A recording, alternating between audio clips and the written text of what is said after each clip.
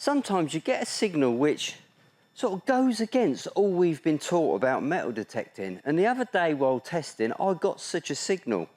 Now, I originally found this signal with the Deus 2. So first of all, I decided to run through the factory programs and just see what they sounded like. I found this signal a little while back when I was doing a deep hunting video with the relic mode. And I dismissed it because it just didn't sound like a deep target to me. It sounded reasonably shallow, so I just walked away from it. But between then and now, I've dug a few targets like this and they've turned out to be quite interesting. So I thought, do you know what, let's go back and investigate that target. And this is exactly what I've done. Before I dig it out, I'll let you listen to it and just see what you think. Do you think this is a deep target? I'm using the Deus 2 factory default programs. The only two changes I've made is in the general program, I've changed it to 2 tones.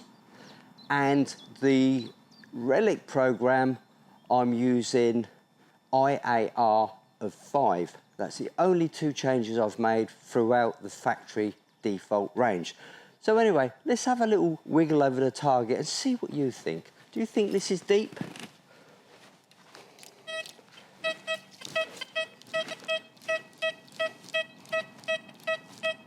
The general mode, and it's coming up at 93.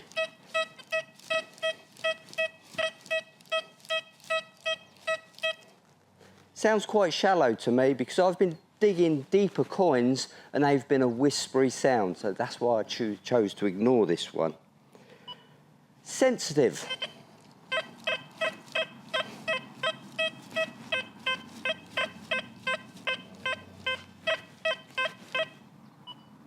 Sensitive full tone. Now listen to the response with a higher reactivity.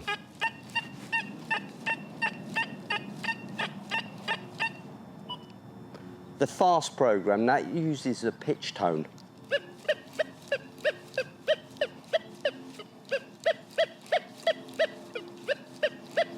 There's a little flutter with it, isn't there? Still coming up at about 93. The park program, that uses the square tone.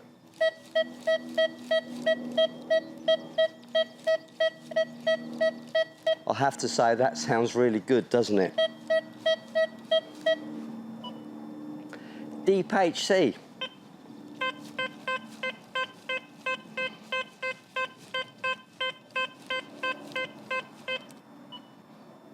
Deus mono, single frequency, 17 kilohertz.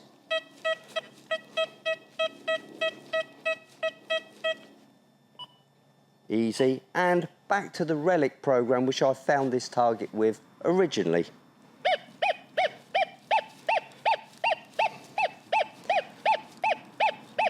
Now listening to that, you can see why I think that's quite a shallow target. But like I say, I've dug some targets over the last couple of weeks and they've turned out to be pretty good, but loud.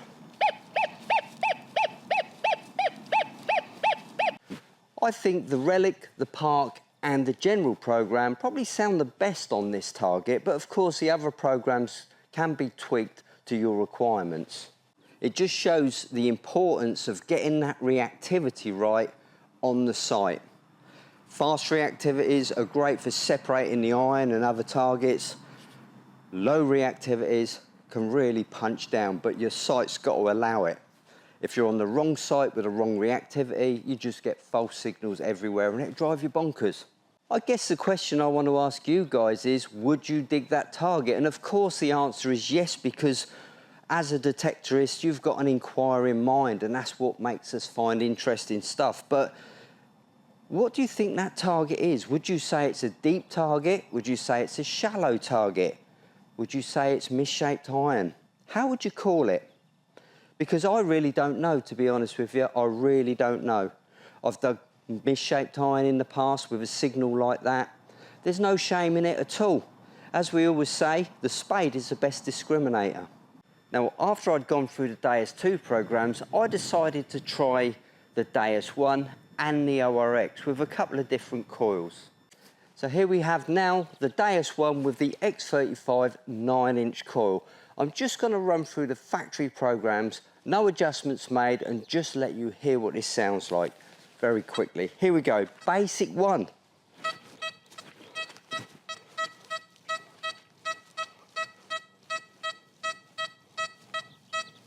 Not bad at all. Okay, next one is GM power.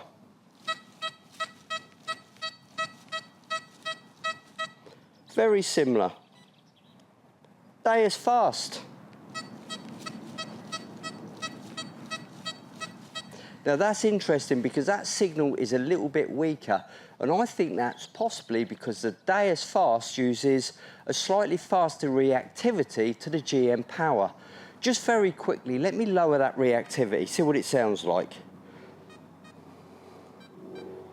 Reactivity 2. Reactivity 1. Reactivity 0. And back to reactivity 3. So that just proves that reactivity can give you more depth providing the ground conditions allow it. But we'll do another video on that at some point in the near future. Okay, so where are we? Let's go up to pitch mode, number 4.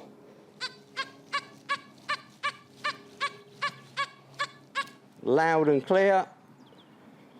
G max. Now this would be an interesting one because it uses a lower frequency and a slow reactivity.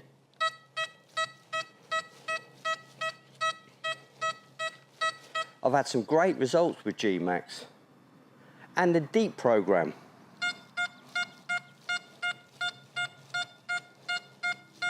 I really love that high tone. Wet beach, dry beach, let's not bother with that. Number 9, the hot program. I suspect the signal won't be brilliant because we're using the higher reactivity. Now, all this experiment is kind of making me think perhaps this is a deep target. Perhaps it's a high conductive target. It's not a small coin. Perhaps it's something bigger because the lower frequencies do tend to favour this target. So we're on the hot program, and I'm sure it's going to sound quite weak. But as you know, the hot program, the full tones, is really designed for picking the coins from amongst the iron. Once again, let's take that reactivity down a little bit.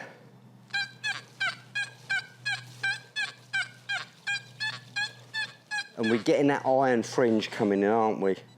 Reactivity 3 again. Let's go to reactivity 5 just for argument's sake. Ooh. You've got to admit this Deus 1 is a brilliant little workhorse. Okay, now let's just change over to the ORX with the 9-inch HF coil. See what that sounds like. We've only got a couple of choices there. We've got coin fast or coin deep. We have got the gold modes in it, which go really, really deep, but that's kind of equivalent to the relic mode. Okay, let's try the ORX. Coin fast, faster reactivity, remember? Okay, here we go.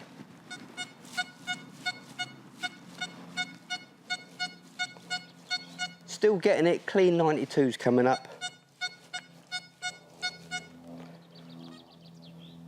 Coin deep, number 4. Slower reactivity.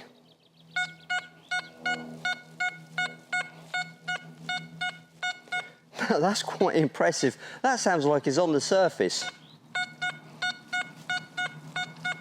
And once again, a confident target ID. Well, that's impressive. All the machines got that target. Different programs act in different ways, as you know. Some are for busy sites, others are for pure depth. But do you know what? That coin deep mode never fails to impress me. Okay, it's time to dig this out and see what we've got. As you can see here, the ground is pretty waterlogged. And you can see I've churned it up because I've been stood here doing the test, but the actual target is just here. The ground's not been disturbed in any way.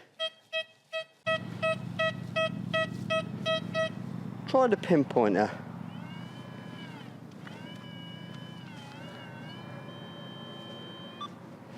Now that's a really interesting one because that pinpointer is so quiet, I was expecting that to be blaring, so there's a good tip we've all learnt today. If we're getting a loud signal in discrimination mode and we go into pinpoint, it's potentially a deep target. Well, hopefully it's a deep target. Let's do that again, nice and quiet pinpointer. Discrimination, pinpointer.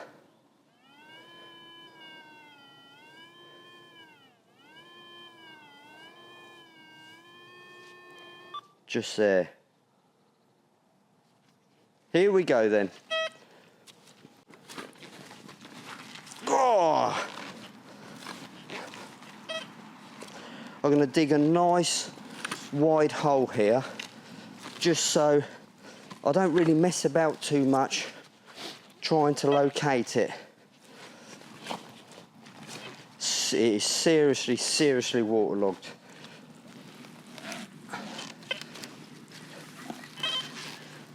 Now that, that is quite a lump.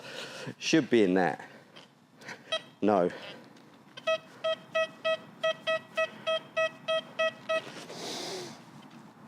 It's still down there. Well, look at that. That's quite impressive, isn't it? Quite a depth to that. Well, there you go, guys. It wasn't the crown jewels, but it wasn't a deep piece of iron either. So I think I did well to dig that out. Say I walked over it a few times. Shall I, shan't I, shall I, shan't I? And it was just playing on my mind. I had to come back and dig this. But we've learned something today. Well, I certainly have. That pinpoint mode, if that doesn't correlate with the discrimination sound, for example, you saw there, the discrimination sound was punchy, the pinpoint mode was very weak, I think that warrants investigation. So, yeah, interesting stuff. And do you know what? I really enjoyed that. Very often, messing around like this on certain targets and just spending a little bit of time to analyse them can really help you learn your machine. I'm really, really pleased with that find, you know. That looks like a really nice horse brass. Now, they were used to decorate their horses back in the 1800s. Kind of like horse bling. And this one, you can see it's even got the maker's mark or even the owner's mark on it. Quite a nice find, that. And if it's any good to you, send me a message. If you're in the UK, I'll be more than happy to post it off free of charge if you collect these sort of things. But what can we take away from this experiment? Well, I think the key word here is confidence and faith in your machine. I'm sure you've been out and had a really, really good day, loads of finds, they're jumping out the ground at you, and the treasure gods are following you. And your friends may be using the same machine have found very little. Now, the treasure gods aren't very loyal, and they won't follow you around every time you go out. Sometimes they put you to the test, and this is where you want to keep the faith and confidence in your machine. But I've got a question. When you're having these good days, is it your confidence in the machine leading to your finds, or is it the finds leading you to the confidence in your machine? That's an interesting one to ponder. Very often you hear people say, everything's too deep, it's out of range. Now, I think in some circumstances this may be true. We've seen Roman villas being excavated at 2-3 metres deep, haven't we? But I don't think this is the case for all fields. Take this field, for example, a lovely pasture site, 12-13 inches of soil, and then there's a hard flint layer. Some fields have got a chalk layer or rocks, so the finds can't naturally sink below this certain layer. So in theory, you're going to find everything that's out there, no matter what machine you're using. Take the target I've just dug on the video. Not particularly big, but deep with a booming signal. Sometimes you just can't call it, and this is where the inquisitive mind wins the day. Well, there's one thing for sure.